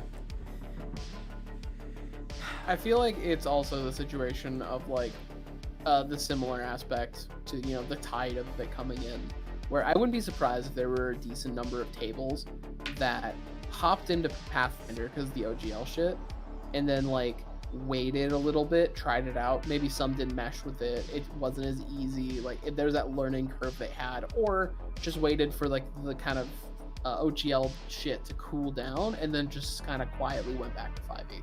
Yeah, I wouldn't be surprised if there was a large group that did that. I'm sure there was. I bet. But it's also another thing as well, and I was actually kind of touching on this earlier, but got sidetracked. There's not a lot of entertainment in the Pathfinder 2e space. There's a lot of educational content. But edutainment, which is kind of more like what I try to do, is it's like it's either educational or edutainment, but there's not really anything purely entertainment value wise like Dingo Doodles or like Zibashu, which is edutainment, but it's a lot more because of its animation value kind of thrown in. So there's just not a lot of entertaining things, which I plan on fixing soon. Hey Zeloth, yeah. thanks for the sub. Sorry, what's up? There's the large Pathfinder market of nerd teaching you how to play the game. Yeah. There's not many like doing fun skits with it, making songs, story animation stuff. That's less of a thing. And I was actually talking with Alex. I don't see many lore. Go ahead, sorry. I was just saying I don't see many like lore, like Galarian lore YouTube videos. There are a few for sure. Imagine, yeah. Yeah, and I also I empathize with people who just don't watch actual plays because I don't like them. I don't like actual plays. I can't sit there and just listen to another person play D&D or tabletop for that long unless it's something really well done, like Dimension 20. Yeah. I mean, the only reason why we even do it is purely for the sake of I talk about the game a lot, so I'm sure people are interested how we play, and I feel like that has value. But I mean, if I'm gonna play once a week anyway, I might as well stream it, right? So, you know, I'm not. At one point, maybe we'll make it into a much bigger thing for sure. But for now, it's just one of those. I do it for the sake of like just having it there so people can see if they're interested. And due to how YouTube has separated content now, it's not like plugging up the recent videos stuff, which is nice. So the live tab is a great change. It is. I agree. But yeah, I do plan. We were talking. Alex and I were talking, and he was just like, And he was just like, I really like your Warlock video. I think that's the best video you've done, the funnest video you've done. So I went back and looked it over, and I think I want to recreate the fun that was in that video into a more mainline style of content. And so we'll see, hopefully, something like that soon. Mostly this year, it's been me trying to bounce back from the death of my father and trying to just get content out regularly again. So a lot of it has just been the very easy, why this archetype is awesome, Pathfinder Bites, and the Lancer ones, which were pretty easy, honestly, all things considered. Yeah, it makes sense why those were, but yeah, that Warlock video, it has the air that you were trying something new and really experimenting. So it feels like you're a lot more loose with it. Like, oh yeah, let's do something crazy. Yeah, this edit might be fun. So like that's the fun of that video. Is just like it's so evident that you're enjoying the process of creating it in like that all aspects of it. Right. Which, like pulls through. It's the air you get of like and like any piece of art, you can tell when the people making it were enjoying themselves, liked what they were doing, and having that air just kind of resonates more with people. So hitting that, which also could just mean like, yeah, once you know things kind of bounce back and get some level of normalcy, that can return because you're not bogged down by a lot of other horseshit that's going on in your life. So that makes it hard. That's why I wasn't recording for 2 weeks, because I know if I got in front of a camera, the video would fucking suck because it would just be me not really being me in making the videos how they would normally be. Which actually, I'm gonna go back and re-record my tier list because in watching it, like I was like, that's dog shit. I gotta do this again. This isn't very fun. Yeah, and honestly, it's just a lot of it as well as I don't want to make some of my educational stuff super fun kind of content, mostly just because it would just make the videos even longer than they already are. So I'll just make entertaining content in addition. Yeah, it's that, or at least in like those other easier videos, just every once in a while, just changing something up, throwing a weird thing in there, having an idea and going with it. Like, is something to try and see if anything lands, then you can integrate into bigger content. And funny, people keep mentioning local disaster tour guide. He was on the channel at one point. If you actually want to see him and I talking on the channel, it's one of our prior table talks. So if you're interested in that content, he and I have had the chance to chat for a couple hours. It was pretty cool. Yeah, it seemed like a cool one. And then let's see. I'm sure there are some other questions. I don't have my double monitor set up, so I can't see the YouTube stuff as easily. Let's see. I answered the Starfinder one.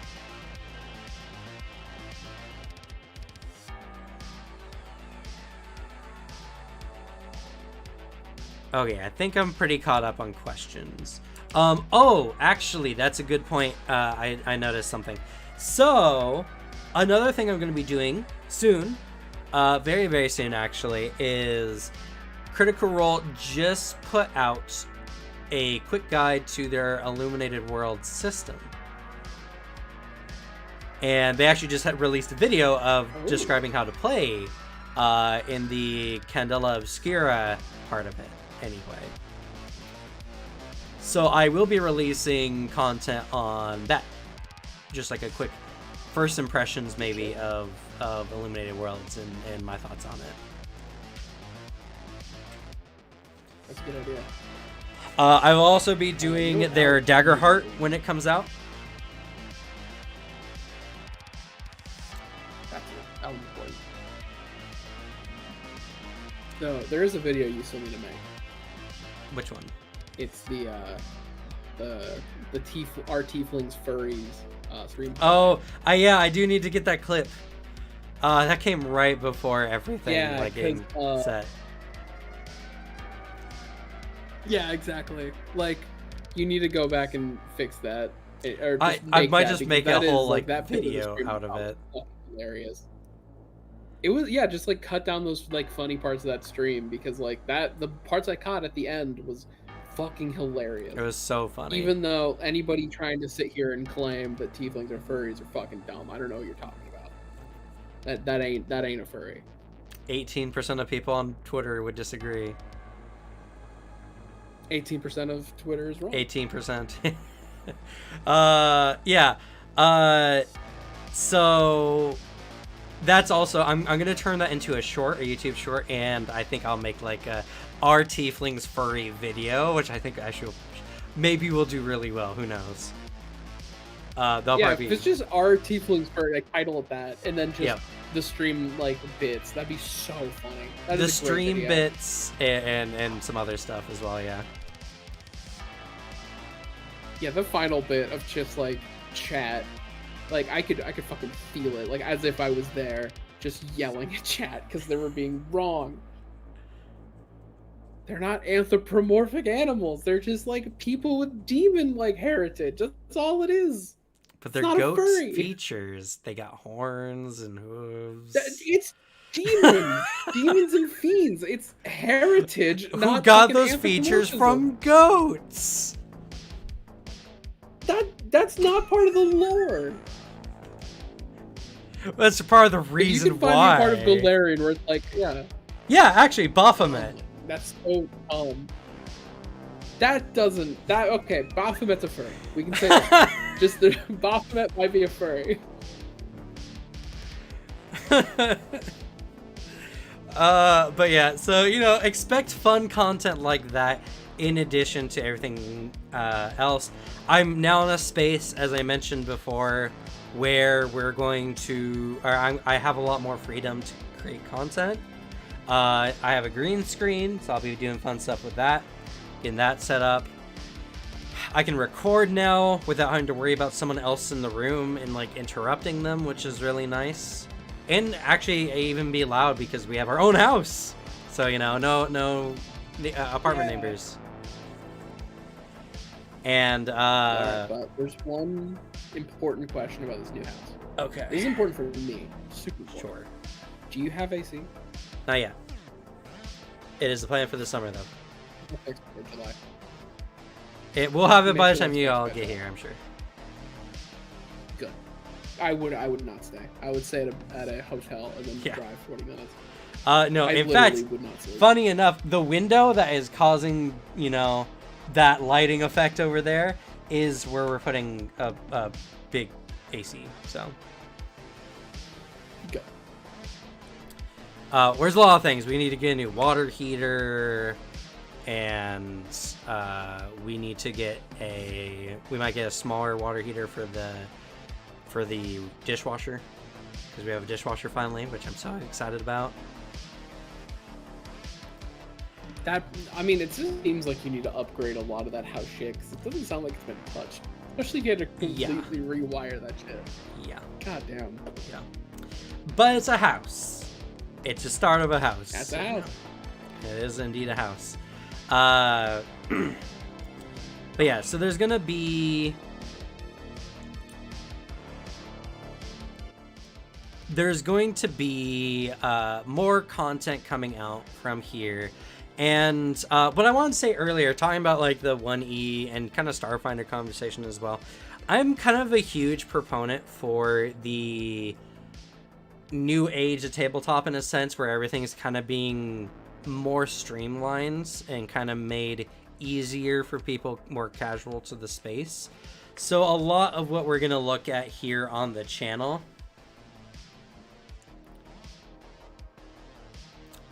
a Patreon game weekend lol. Oh wait, you need a Patreon first. If enough people ask me for a Patreon, I'll get a Patreon started. You can support me on YouTube by doing the YouTube $5 sub thing, if y'all feel like it. If it's gonna be on the Patreon, I want to make sure it's something that is I can give you guys something for the value, So that's in the future. Definitely for sure I want to do more, and I'm going to be pushing to do more. A lot of this year has been just me bouncing back from tragedy, and now I'm moving, and all the extra work that comes with that. But I'm going to try to get up to 5 videos a week. Slowly, not right away. 5 videos a week. And more fun content, more entertainment content on the channel. As well as I want to start like maybe doing some other games added in. We got Lancer, and I'm gonna do some more stuff with Lancer. Maybe I'll even do some like tier list videos for Lancer or something like that. If more people are showing interest in it, there's no reason for me not to. And the next game we're gonna look at here, like in depth, is gonna be the newest Vampire the Masquerade. But that will be in a few months. Yeah. Because we're going to do a live play of that game on the channel as well. And that's kind of the thing is I want to start incorporating more into the channel as much as I can. And so having these kind of big spaces where I could still focus on Pathfinder, since that's kind of the main lifeblood of the channel, and then move on to other types of content like Lancer, or like Vampire, or anything else. Do you even have that content anymore, Alex? Do you even have those files anymore? I do still. Okay. They're in a zip folder on my computer. They are archived. I still have bits of it in the Premiere like file. It's you know just hasn't. I think I have like almost an hour done of it. Of 5 hours. It's like 4 hours of footage. It's a lot. Yeah. I said it was gonna be a lot. I just don't. Yeah. If I timed it when I didn't have finals, I could have just crushed it in a weekend. But you know, on me. Man, you know, you just reminded me I gotta actually jump on the shorts game. It's really important for where we are as a channel because shorts boost your subscribers by a lot, which can help you in a lot of other aspects. So the problem with shorts and why it's something that you need to be more careful with is what you're providing that is shorts content. Is it actually shorts content, or are you shoving non-shorts content into it? Because I've heard some channels had lost a bunch of subs from inundating people with pointless shorts that people didn't like, and they just didn't want to see that content anymore, so they unsubbed. Oh yeah, 100%. If you make like actual just shorts that are fun little short videos, it'll boost your subs. It's just the one thing I've been hearing is once you get to a certain stage, it just doesn't become useful because like you just get to a certain point where it's not making you any money because shorts just make such little money. Yeah. If you're making like just occasional videos. And also just like it doesn't pull a lot of views in for your main channel content because a lot of people just watch shorts or just watch your long form content, not both. Because I know it's just something like Ludwig and his circle were talking about because a lot of them are commiserating that shorts fucking suck. Yeah. Because they're all at stages where sub means nothing anymore. Right. Because it is just a number goes up, people think you're worth more when it doesn't make you any more money. Right. I had an idea for good short content where for anyone here or even you, there's a series on TikTok I like a lot where it's this one lady. She makes a lot of like Witcher content, and she does this thing of like Witcher facts is the videos, which primarily as she's gone into like her a couple hundred, it's now just plot points from the books. So like it's kind of hard to keep giving fun facts of a series that's ended years ago. But I want to do short like little 30 to 40 second like Warhammer fun facts. Like Warhammer fun fact: did you know there's a planet in the warp that's just a guy? Yeah, this is just a dude in space, like a very big man. Yeah, I've seen actually some of those. Yeah, there's the one that did really well and now does longer form content is Wes Hammer. I think the main thing is there's a lot of people who come to my channel and directly shit talk Wes Hammer, which like I'm not really a fan of doing that. It's a bit weird. It's a bit gross, not gonna lie. Don't throw your hatred of a content creator on my lap to like, oh, you're like Wes Hammer, but I don't hate you. It's like, oh, that makes me feel good. Cool. But like if you're the Wes Hammer's personality is very bubbly and like friendly, which isn't always the 40k vibe. Right. I want to do Wes Hammer but funny is my idea. Right. So I like, and you could crush those. Like that would take me such a little time to make. I just haven't actually done it because I'd have to learn how to edit with the like in the shorts format because it would not just be me standing in front of my camera. It'd be like the auto green screen thing that TikTok can do, like all those effects. Right. Yeah, I also need to. I also need to do more stuff for my TikTok. But people can really get sent over. Yeah, like, I've actually subbed a few channels strictly through their TikTok promotions because they put portions of their videos from like, God damn, this is a good video. Yeah. I wanna work on entertainment. If I can make videos that are genuinely entertaining that a lot of people really like, then I can move on to something like shorts. Because I have some ideas for shorts and stuff like that. It's just as a person, I'm a very matter-of-fact type person. I'm excited by information. I get excited at talking about things I'm interested in or learning about things that I find interesting. But that's not necessarily entertaining or showmanship in a sense. So if I can do more of like my Warlock video, which was a lot more like, it was me, but also with more fun thrown into the editing parts and everything like that. And I feel like that was an organic move to being more entertaining rather than putting on like a very thin persona that you can easily see is just trying to be something I'm not. Because I can be a funny guy, too. It felt like it was... Go ahead, sorry. It felt like you trying to do that. It didn't feel like you forcing it. It felt very natural, which is, again, why your Warlock video is my favorite, and I think one of the best pieces of content you put out. Like, bar none. I really loved that video. I had a great time watching it. Yeah, and so it's just about harnessing that like energy, you know, the talking about things, being super interesting about it, but also like, because I can be a funny person too. I don't know who I'm trying to convince by that, but like I there's tons of times where I can do or say and do things that are funny, so I don't need to try to be funny is the point I'm trying to get across. Is the entertainment is there, it's just finding the right way to do it. And yeah, the 10-minute class guides are really good. Those are more purely informational because I feel like if I did more, it would just gum it down. But if I was to transfer that to something like players' impressions on classes or something like that, and just go full hyperbole into what people think about classes, I think there's a lot of comedy gold.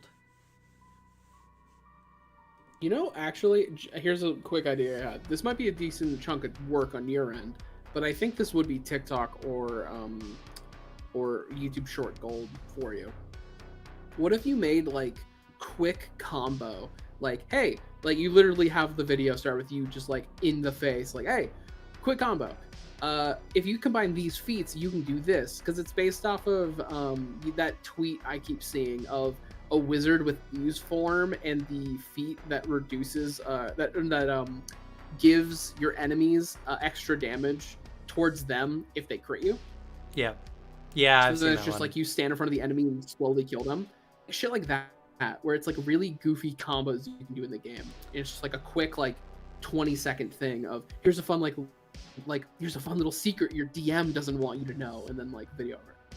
Yeah, that could be fun, but it's work to find those. Yeah, well, it's also like presentation as well, right? Not just talking to a camera, because you can edit them, throw in pictures, do all that kind of stuff, make it, Yeah. As Moist Critical says, you gotta jingle the keys. You gotta jingle the keys for people on TikTok nowadays. You do, which is like the one I see that hits very often in a lot of like popular videos is like the in your face, like almost like the like someone's jolting like their hand or like their hand into the camera, like, hey, like pay attention right here. Quick second, watch this. There's this guy. He's the guy he's got like a sultry voice, and he's like, "Come here," and then he'll zoom his camera in on his face, and he's talking to you about facts or whatever like that. I forget his name. Yeah. But it's that kind of stuff. Like, there's no one there. He's just zooming the camera in on himself every time. He's like, "Come here," and then the camera zooms in on him, and it's like he's doing that because it's the kind of stuff that people like. It's something that is very, very much like something is happening on screen, even if someone is talking to you, kind of stuff. Or they're doing something specific in that scene. There's also like a ton of clips where someone is cutting soap down in the bottom while the rest of the clip is going or whatever. Because whole becoming slightly more animated for sure. I mean, it's just making it organic is the hard part, right? Making it feel like something that is what you're actually talking about, because I would say animated with my hands somewhat, but it's not like making faces and talking, like, being Jim Carrey on camera would feel a little extra. Yeah, do the Jim Carrey smile when you're talking about some like classes. Yeah, or you can, because you can do what I do and really talk with your hands to the point where some of your audience accuses you of being Italian. Yeah, right. That happened to me. So, it's all about finding a proper balance, and that's the part of content creation, right? Is you get better at it. You look at Jacksepticeye's early content, you look at Markiplier's early content, and it's very stiff and rough around the edges. And you look at their stuff now, and it's just like, you can see how they got, and a lot of it is just me working on being consistent, making content all the time, making content people want to see, finding interesting topics. It's all about getting better and eventually getting to the point where I'm making fun content that people want to see, and it's done in a way that can keep their attention while still being core to who I am. Because if you're trying to be someone different for however long, you're recording or whatever, that's exhausting. So you got to do something to kind of find your own groove, in a sense. I mean, you say that, but I don't know. Maybe this is a hot take, but Jacksepticeye really fell off after his first video. After his first video? His first video ever, yeah. Yep. Yeah. His Metal Gear Solid 4 like impression. Yeah. War. I love that video so much. It's great. So I do think it's really funny. Jordan Howlett, yes, that guy. I love this content. But yeah, so it's something along the lines of finding something that's organic that people want to see, that is genuinely entertaining, and that is now my current. Yeah, I bet. That's something that I feel like will bump this channel to the next step. Because right now, it's very consistent. We got a lot of people who are very interested, who like the content. Hell, these table talks. If you've been watching since we started doing them to now, you'd be very surprised at how much more people are talking, how many, how many people more we're getting to see here doing it. Granted, it might be a little split because it is between two platforms, but our average number of viewers keeps going up. It is fun to see. I also like being able to go back and seeing people actually commenting on the old table talks. Yeah. And there's just so Some for much. better, some for worse. There's so much about content creation and everything that's just learned. You gotta do it enough.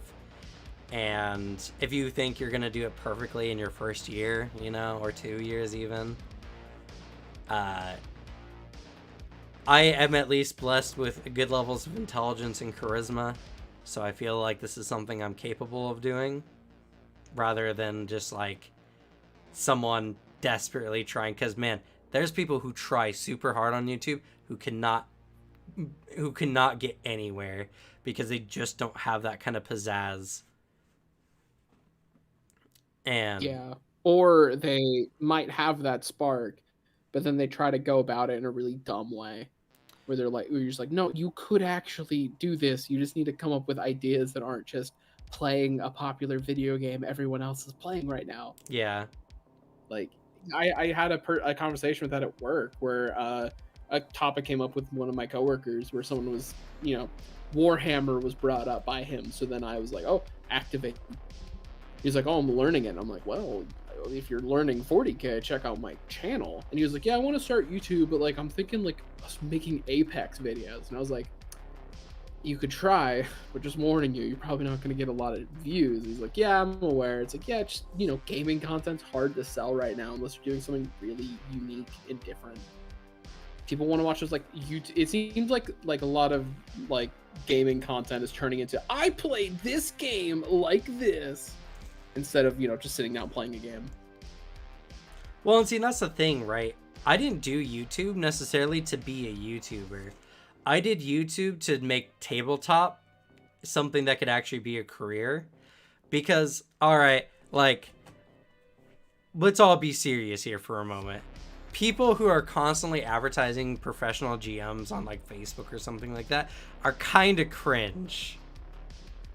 Right? It's a bit weird. I see it all the time. And plus, most people wouldn't want to be in a paid game because the experience might be inorganic or whatever. And there's just not a lot of ways to make tabletop really like lucrative in a sense. I did it on YouTube as kind of cringe. No, totally cringe. Yeah. I saw YouTube as a way of talking about something I'm passionate about and making it. Well, first it was Twitch, actually, when I decided to go down this content creation line. But then I got into Pathfinder and I wanted to make content on Pathfinder. And it's a great space for someone like me because I'm someone who's got that pizzazz that a lot of other channels don't. There's a lot of GMs talking to players style videos in both D&D and Pathfinder. There's not a lot of people making it fun, interesting, and not only that, but just accessible to more people. So I don't want to worry about copying anyone else. I'm trying to do something that just really doesn't exist that much in tabletop. I want to do something that is at the level of educational that I'm doing now and just more entertaining. And I'm getting it more and more entertaining as time goes on, because it's like you go to like XP to level 3, really fun tabletop content, but not really the educational kind of content you would think or look to. I don't think he really does anything that really introduces or teaches people about the game in any real sense. And he's had some really hot takes about how D&D is played. But then you go to the opposite end of the spectrum. You go to how it's played. Love Dave, really great guy. His content is very, very bland. It's very educational. When he was on our stream telling us he had a teaching background, I was being like, okay, yeah, I see it. Yeah. I've seen his videos. I'm like, no, I get it. He 100% has the vibe of like a teacher standing in front of a classroom with his whiteboard, like going over like his points. Right. Which, I mean, does work. He's actually helped me for a few Pathfinder concepts from like, how the fuck does this work? Oh, good, how it's played. could understand it because I just need a person to tell it to me rather than me reading it. It's like it works for what it is, but it's not like anything crazy or like super entertaining. It's very helpful when you need it though. Yep. And so I want to bridge that gap and do the in between. I want to make content that is very easy to bring people in, not just a Pathfinder either, but into tabletop in general. You know, I want to be the place that people come for all their tabletop needs. You know, we got a lot of people here who are interested in Lancer. Y'all have been seeing Lancer showing up more, and you know why? Because I've been putting stuff on Lancer on the channel, and people are starting to take notice. And I plan on doing that with more games, open up more spaces, and then if I get more entertaining, then more types of people will see the content. And then suddenly I'm standing up here on my throne of dice, the king of tabletop, you know, where people come for all their tabletop needs. Sorry, you're gonna say something? No, just I like that image. I like that future of the Bad Luck Gamer. Me too. You know, it's I want to make tabletop fun. I want to create that love and spark that Critical Role has created in so many people, but I want to bring it down to everyone's level that they can access and do it, you know, because it's hard to find stuff where Matt Mercer is talking about the game or like how it's run, and I'm sure tons and tons and tons of people are so dying to know like what's the spice, what's the secret sauce. Yeah. And so I want to do that. I want to be the guy being like, all right, you want to do good tabletop? Here you go. Hey, you guys have an idea for a campaign? Why don't you try this other game that's more fun and more orientated towards maybe your style that you're going for? Yeah, don't force D&D to be a sci-fi. Here are these sci-fi settings. Exactly. They actually could play into that. So, you know, that's why I'm not worried about copying anyone else, because I'm just doing something that most people don't got. Zubashu, I think, is like the perfect example of edutainment and entertainment in one. Like I even said earlier, it's like it's hard to kind of put him in one camp or the other, because his animation stuff is very, very fun. I really enjoy it. The kind of story in the background that is almost told by some of his animations. But he also tells some really helpful information. Yeah, I only really watch him. I don't watch tabletop content. I watch him though. Yeah. Well made.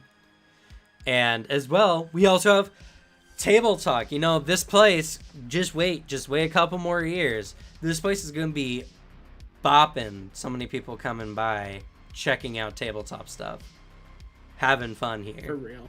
Because most channels don't have something like this. So, you know. Anyway, that's going to be it for this stream. It's getting a little bit long in the tooth here. Talked a little bit too much about my ambitions. I always do that, though. I'm very ambitious, and it always bleeds through everything. Yeah. I can't help it. I apologize. I'll try to get better.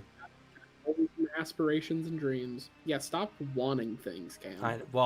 I just stopped talking about them for 30 minutes. Keep it down to like 10-minute chunk, you know. Yeah. Hype people, not bore people. But anyway, that's gonna be it for us. Anything you want to leave off with? Do you want to drop a link maybe to that Twitch channel or wherever that podcast is being done? I will do my best. My internet at this hotel kind of sucks. Okay. Sorry, Hector. We do it at the same time every day. But at least you're here. I'm glad you're here.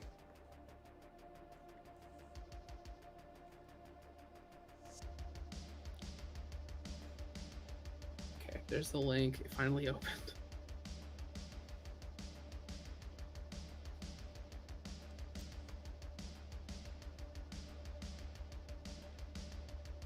Yeah, come take a peek at my channel at some point soon. This Thursday, I'm actually going to be coming back with a video, a big tier list. And for comes like actual podcast content, you want more, I will be appearing on the channel Voxcast to Nowhere. There's a link in the YouTube. Bringing one to Twitch. We're gonna kind of shoot the shit and talk about kind of whatever. I think our first topic is gonna be relating to the Primarchs and the Great Crusade and like all that whole early era of Warhammer. So some fun stuff. If you want to hear my very true and accurate Primarch opinions, go there. I don't know exactly when the video will be released, but I'm recording it in a few days. But yeah, I took a break. I desperately needed it. I'm gonna come back swinging. All right. And I have got done moving with the worst move in my life, and hopefully ever. So content should come up. Check out tomorrow for the tour video, plus a rehashing of the worst move ever. If you guys are coming here at the end, like poor Hector here, there's a lot that has gone on.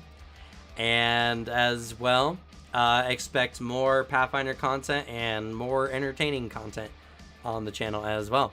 But that's going to be it for me. Thank you all so much for watching. We'll go ahead and say goodnight. Good night. Good night.